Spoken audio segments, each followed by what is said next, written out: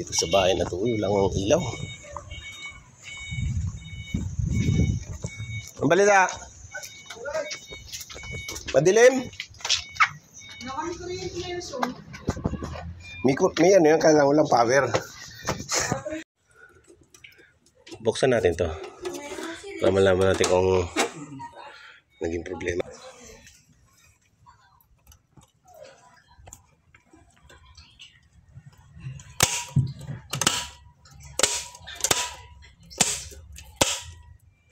Ano ito? May power ang ano ang outlet. Tingnan mo yung ref. Electric pan. Kaya Wala kasi ito nakasaksak. ay wala lahat.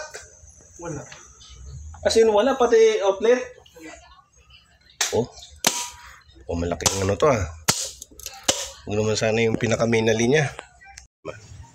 Ito yung nakikita kong problema. Yung pipe ng service entrance punta rito sa metro. Alawagin na, butas-butas na. Dito sa isa. Bago pumasok dito sa metro. Dahil napapasukan na yun ng tubig. So, dalawang bahay na yung walang power supply. Yung metro wala nang reading.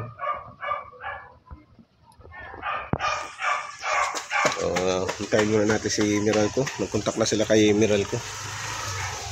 Silang authorized na gumalaw dyan sa metro na yan. Pag sinabi ni Meralco na ano, paggawa sa electrician. So saka lang ako gagalaw dyan.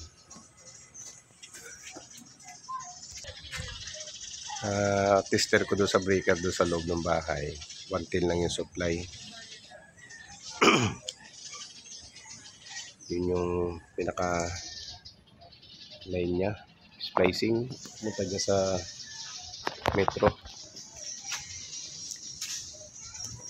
Maraming baka nagka-problema doon sa splicing niya. Maraming nag-loss na. O kaya dito sa metro. Maraming pinasok na ng tubig. Yan ang nagka-problema. Sa loob ng metro. Kasi hindi na gumagana. Wala nang reading. Hindi katulad dito sa kabila na mayroon siyang reading at mayroon siyang power sa loob ng bahay. Ito. Meron siyang reading, meron siyang power sa loob ng bahay. Dito sa kabila wala. So, tumawag na sila kay Meralco.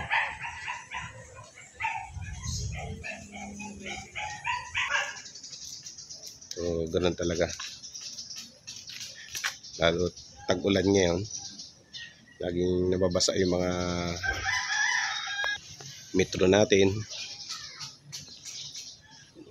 connection ng wire, mga splicing, parang nagkaluwag-luwag na yan. Minsan naman yung sa mga linya sa ilalim ng bahay, yung mga underground na ano, minsan pag nai-stuck ka ng tubig yung pipe, pag nakabaon sa lupa, pag hindi masyado na lalagyan ng solvent yung mga dugtungan ng pipe, isa rin yun sa nagiging cause. Nasusunog yung wire dahil sa basa, nakababad sa tubig yung ano, wire sa loob ng pipe.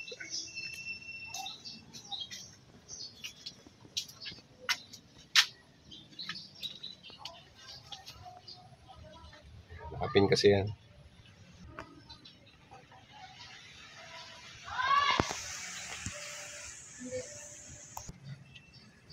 So yun muna guys. Waiting pa kay Meralco. Sinabi ni Meralco na paggawa sa electrician after nila ma-check. Yun, saka lang ako gagalaw.